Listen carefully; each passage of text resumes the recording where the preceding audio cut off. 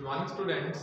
So last video में हम लोगों ने क्लास 7th में हमारा मैथ्स का चैप्टर नंबर 15 जो है वो कंप्लीट कर लिया था। तो आज हम अपना नेक्स्ट चैप्टर स्टार्ट करेंगे which is chapter number 16 data handling. Data handling आप लोगों ने प्रीवियस क्लासेस में भी पढ़ रखा है, इजी चैप्टर है, सबसे इजी चैप्टर है हमारा। तो हम लोग क्या करेंगे, सिर्फ सॉल्यूशन से डिस्कस कर लेंगे कि कैसे हमारे जो आंसर्स आ रहे हैं। तो हम लोग स्टार्ट करते हैं हमारी एक्सरसाइज नंबर 16.1। तो देखो फर्स्ट क्वेश्चन क्या बोल रहा है, out of their monthly pocket money students of class 7 made contribution towards blind relief fund as given below.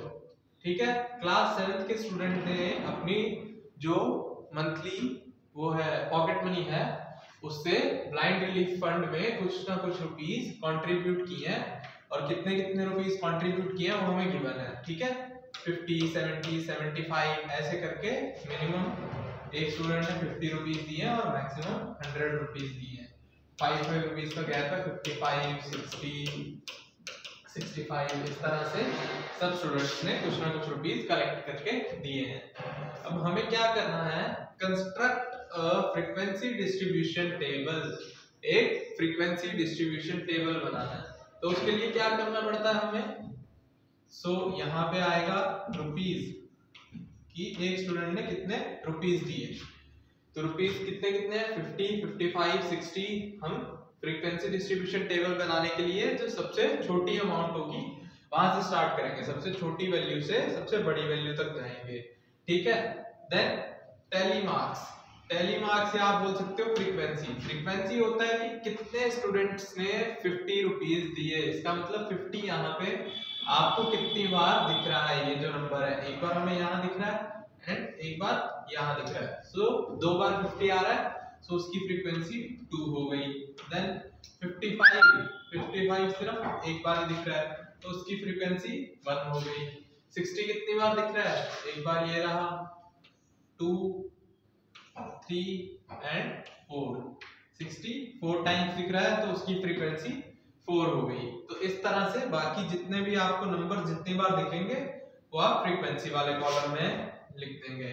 ठीक है, ये हो गई फ्रीक्वेंसी। अब टैली क्या होता है, टैली मार्क्स क्या होता है, जैसे 2 दिख रहा है तो आपको 2 स्ट्रेट लाइंस खींच देनी है, 1 है तो 1 स्ट्रेट लाइन, ऐसे करके 4 तक तो 4 स्ट्रेट लाइंस हम खींच देंगे।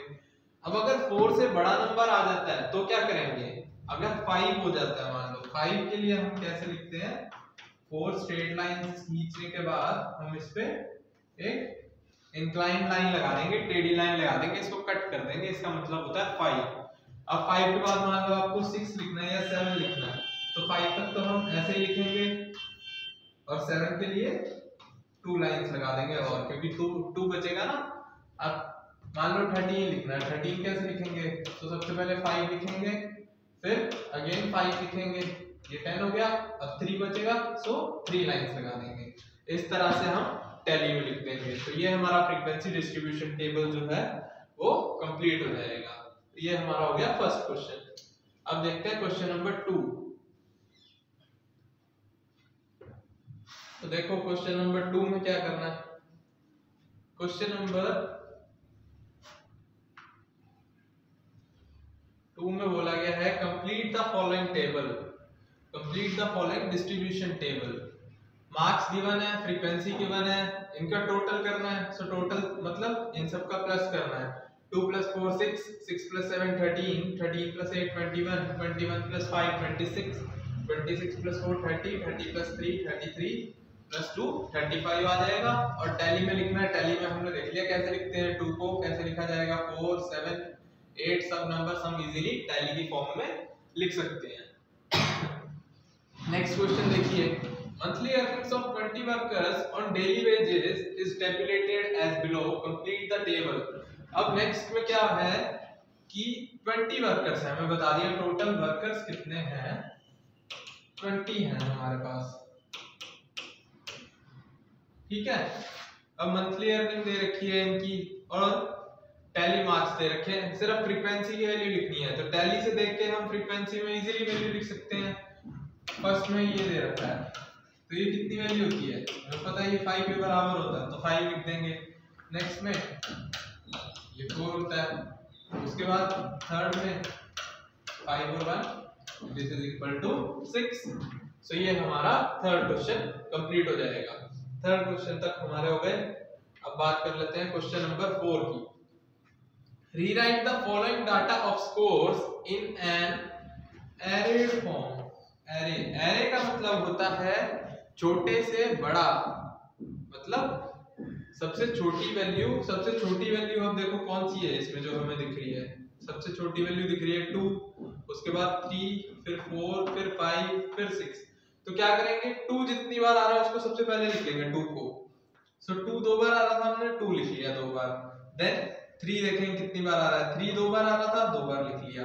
फिर 4 लिखेंगे, 4 कितनी बार आ रहा है, 3 बार आ रहा है, 3 बार 4 लिख लिया।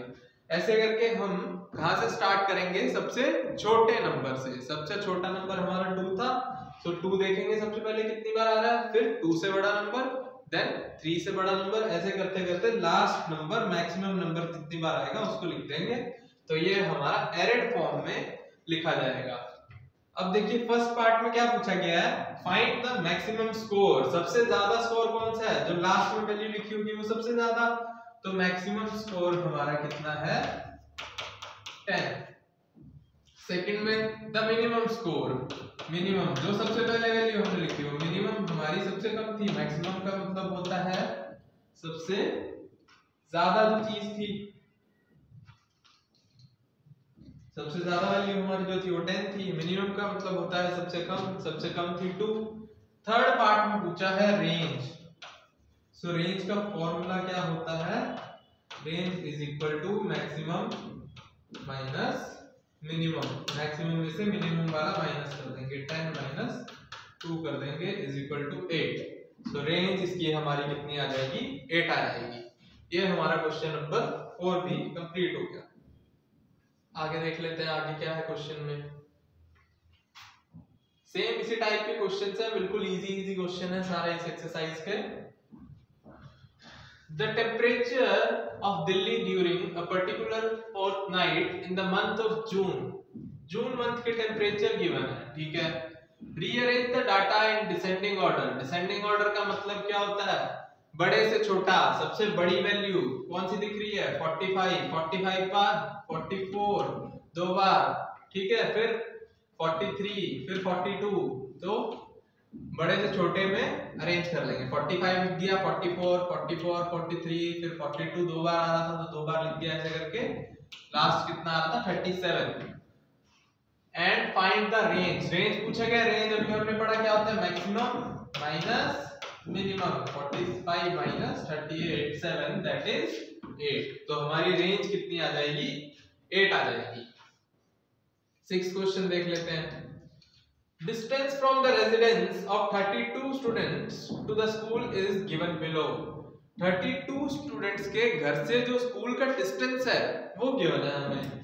किसी का 5 किलोमीटर है, किसी का 6 किलोमीटर है, किसी का 8 किलोमीटर है। ऐसे करके 32 स्टूडेंट्स का होम से लेके उनके हाउस से लेके स्कूल का डिस्टेंस प्रोवाइड किया गया है। Construct a frequency distribution table. एक फ्रीक्वेंसी डिस्ट्रीब्यूशन टेबल बनाना है। फ्रीक्वेंसी डिस्ट्रीब्यूशन टेबल हमने अभी पढ़ा क्या होता है, जो चीज गिवन है सबसे पहले उसका कॉलम बनेगा, फिर टेली मार्क का कॉलम एंड देन फ्रीक्वेंसी का कॉलम। सबसे छोटी वैल्यू से स्टार्ट करेंगे। सबसे छोटी वैल्यू है 1 तो 1 लिख दिया, फिर 2, 3, 4, 5, 6, 7, 8, 9, 10 एंड 12। 11 किलोमीटर यहाँ पे नहीं है तो इसमें भी नहीं आएगा, ठीक है। जो वैल्यूज यहाँ गिवन हो उन्हीं को हमने इस कॉलम में लिखना है। उसके बाद फ्रीक्वेंसी काउंट करनी थी। 1 कितनी बार दिख रहा है, ओनली 1, सिर्फ एक बार दिख रहा है। 2 देखो कितनी बार दिख रहा है, एक बार यहाँ दिख रहा है और कहाँ दिख रहा है 2, ये रहा। फिर 3 कितनी बार दिख रहा है, 1, 2, 3, ठीक है। तो ऐसे करके काउंट कर लेंगे। 4 कितनी बार दिखेगा, 5 कितनी बार होगा लिखा हुआ, सो वो काउंट करके हम फ्रीक्वेंसी में लिख देंगे। देन उसको हम टैली की फॉर्म में इजीली लिख सकते हैं। अब देख लेते हैं फ्रीक्वेंसी डिस्ट्रीब्यूशन टेबल बनाने के बाद क्वेश्चन क्या पूछा है। How many students stay with in a radius of 5 kilometre from school. 5 kilometre की रेडियस में कितने स्टूडेंट्स रह रहे हैं, इसका आंसर देना हमें, ठीक है। 5 किलोमीटर रेडियस का मतलब हो गया विद इन 5 किलोमीटर पूछा गया है तो 5 किलोमीटर से ऊपर वाली वैल्यूज जो हैं उनको हम क्या करेंगे, प्लस कर देंगे सिर्फ। सो कितना हो जाएगा, 1 + 2 3, 3 + 3 6, 6 + 6 12, 12 + 4 16। इन सारी वैल्यूज का सम जो होगा वो हमारा आंसर हो जाएगा। सेकंड पार्ट में क्या पूछ रहा है, how many students stay at a distance more than 10 kilometre. So 10 से ज्यादा वाले देखेंगे, सिर्फ 10 से ज्यादा की फ्रीक्वेंसी कितनी है, 1। तो ये तो डायरेक्ट ही आ गया हमारा 1। सेकंड पार्ट का आंसर हमारा हो जाएगा 1। ठीक है, ये क्वेश्चन नंबर 6 के दोनों पार्ट कंप्लीट हो गए। अब देखो second question, sorry 7th question में क्या है।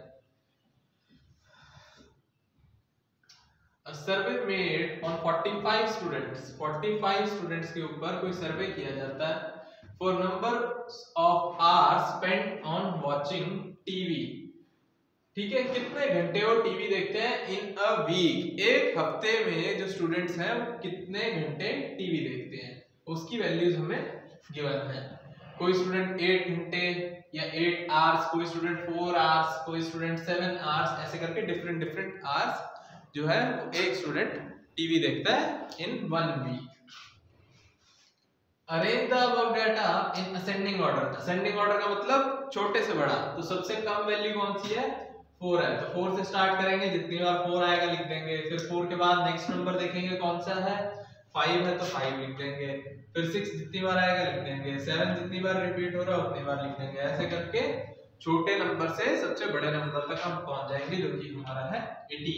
ठीक है, how many students watch TV for more than 15 hours। 15 से ज्यादा, 15 के बाद देखेंगे कितने नंबर्स आ रहे हैं, 1 and 2, दो नंबर्स आ रहे हैं। तो इसका आंसर हो जाएगा 2 students watch TV for more than 15 hours। दो स्टूडेंट 15 आवर्स से ज्यादा टीवी देखते हैं एक वीक में। Okay, how many of them spend less than 6 hours। less than 6 hours का मतलब 6 से इधर वाले कितने हैं, 1 2 3 and 4।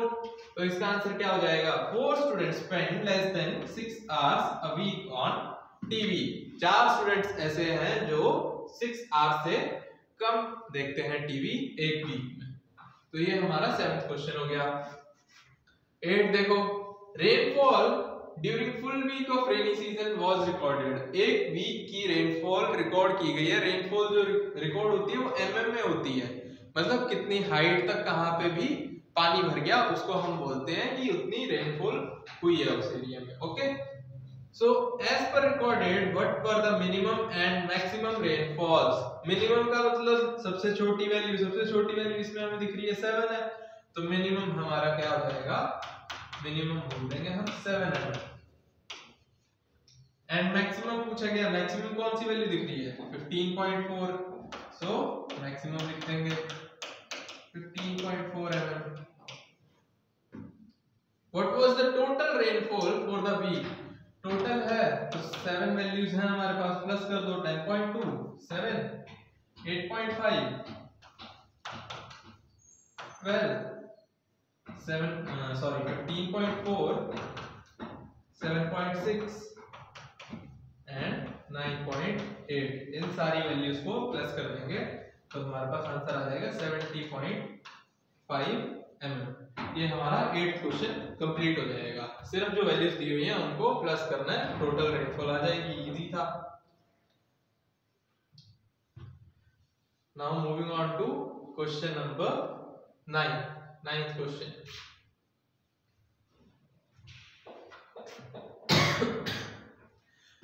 Before appointment, candidates appeared for the medical checkup. Their weights are recorded. कोई जॉब के लिए कुछ लोगों ने अप्लाई किया और अपॉइंटमेंट से पहले उन लोगों का मेडिकल चेकअप हुआ। ठीक है, मेडिकल चेकअप में क्या लिया गया, उनके वेट्स नापे गए, वेट्स को मेजर किया गया। The person whose weight was less than 45 kg, less than 45, अगर उसका वेट 45 kg से कम है तो उसको क्या बोल दिया उन्होंने कि वो तो है अंडरवेट। ठीक है, whose weight was less than 45 kg were declared underweight। And those with weight more than 60 kg, अगर उसका वेट मोर देन कितना 60 kg है, 60 kg से अगर ज्यादा है तो उसको क्या बोल दिया उन्होंने कि ये ओवरवेट है, मतलब उसका वेट ज्यादा है। 45 से अगर कम है तो उसको बोल दिया अंडरवेट एंड 60 से ज्यादा वाले को बोल दिया overweight. And were refuse the job, और उनको जॉब नहीं मिली। जिनका वेट 45 से कम होगा उनको भी जॉब नहीं मिलेगी, और जिनका वेट 60 से ज्यादा होगा उनको भी जॉब नहीं मिलेगी। ठीक, arrange the following data and find how many were refused job. तो हमें बताना है कि कितने लोगों को जॉब नहीं मिली। तो हम क्या करेंगे, छोटे से बड़े की फॉर्म में लिख लेंगे और 45 से 60 के बीच में जो नंबर्स आ रहे हैं उनको काउंट कर लेंगे। सिर्फ इतने ही लोगों को जॉब मिलेगी ना, क्योंकि 45 से कम वालों को भी नहीं मिलेगी और 60 से ज्यादा वालों को भी नहीं मिलेगी। तो हमने अरेंज कर लिया, कहां से स्टार्ट किया 40, 42, 40। अब देखो यहां से 45 से बड़ा नंबर स्टार्ट हो गया 46।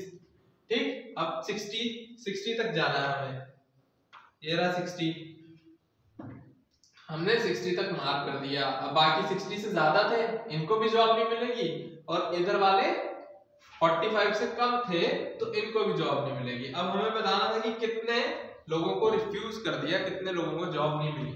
सो काउंट कर लो, 1 40 ये हो गया, 2 3 people are underweight. So 3 people जो थे वो अंडरवेट थे, उनका वेट 45 से कम था, तो 3 पीपल को तो इसलिए जॉब नहीं मिली क्योंकि वो 45 kg से कम के थे। एंड 3 पीपल आर ओवरवेट, 3 लोगों का वेट जो था वो 60 kg से ज्यादा था, इसलिए उनको जॉब नहीं मिली। सो टोटल कितने लोगों को जॉब नहीं मिली, 6 people. So 6 people were refuse the job, 6 लोगों को जॉब नहीं मिली क्योंकि उनका वेट या तो कम था या फिर ज्यादा था, जितना चाहिए था उससे या तो कम था या उनका वेट उससे ज्यादा था। अब बात कर लेते हैं हमारे लास्ट क्वेश्चन की, question number 10 of exercise 16.1। A group of 24 students appeared for board examination and their total marks obtained out of a maximum of 500 marks were given below. Sorry, 24 students board का exam देने जाते हैं और उनके marks जो है वो यहाँ पे शो किए गए हैं, कितने में से 500 में से। तो फर्स्ट पार्ट में पूछा गया how many students got less than 40% marks. तो सबसे पहले हमें 500 का 40% फाइंड करना पड़ेगा, कितना होता है। सो 500 into 40 डिवाइडेड बाय 200, ये हमारा 500 का 40% आ जाएगा। सो ये 2 0 से 2 0 कैंसिल हो गई, एंड 40 into 5 200। 200 से कम मार्क्स कितने लोगों के हैं, देख लेते हैं कितने लोगों के, काउंट ही करना है। 200 से कम कहां दिख रही है, वैल्यू दिख रही है क्या कहीं, ये 191 2, और देखिए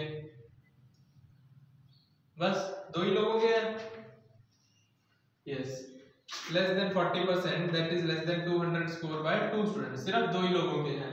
एक के तो 190 हैं और एक के 160 हैं। तो इसका आंसर हमारा हो जाएगा only 2 students got less than 40% marks. How many students obtained more than 80%, 80% निकाल लेते हैं। 500 का 80% कितना होगा, 500 into 80 डिवाइडेड बाय 100। अगेन 2 0 से 2 0 कैंसिल, एंड 8 5 होता है 40, तो ये हो जाएगा 400। अब देखना 80% से मोर मतलब ज्यादा, 400 से ज्यादा किसके हैं, 1 2 1 2, और देखो 400 से ज्यादा 3 एंड 4। ठीक है, 4 स्टूडेंट्स के 400 से ज्यादा है, तो सेकंड पार्ट का आंसर हो जाएगा more than 80%, that is more than 400। हमने फाइंड कर लिया। स्कोर्ड बाय 4 स्टूडेंट्स, काउंट कर लिया हमने, एक के 410 हैं, एक के 445 हैं, एक के 412 हैं, एंड एक के 450 हैं। सो 4 स्टूडेंट्स हैं टोटल जिनके किससे ज्यादा मार्क्स हैं, 400 से, या बोल सकते हैं 80% से ज्यादा है। अब last part, find the number of students whose score was between 40% and 60%. So 40% हमने फाइंड किया था, कितना आया था अभी फर्स्ट पार्ट में 200। अब 60% में फाइंड कर लेते हैं। 500 into 60 by 100, 2 0 से 2 0 अगेन कैंसिल, 5 6 30। सो अब पूछ रहा है कि 200 से 300 के बीच में, मतलब 40% से 60% के बीच में कितने स्टूडेंट के मार्क्स हैं। सो अब हमें ऐसी वैल्यूज देखनी है जो 200 से ज्यादा हो एंड 300 से कम हो। सो कौन सी है? 1 2, अगेन आगे देखते हैं 3 4 5 6 एंड 7। सो ऐसी हमारे पास कितनी वैल्यूज हैं? 7 वैल्यूज हैं। तो इसका आंसर हो जाएगा 7 students have marks between 40% and 60%। सो ये हमारी एक्सरसाइज 16.1 कंप्लीट हो गई। नेक्स्ट वीडियो में हम लोग 16.2 डिस्कस करेंगे। So thank you students for attending this lecture.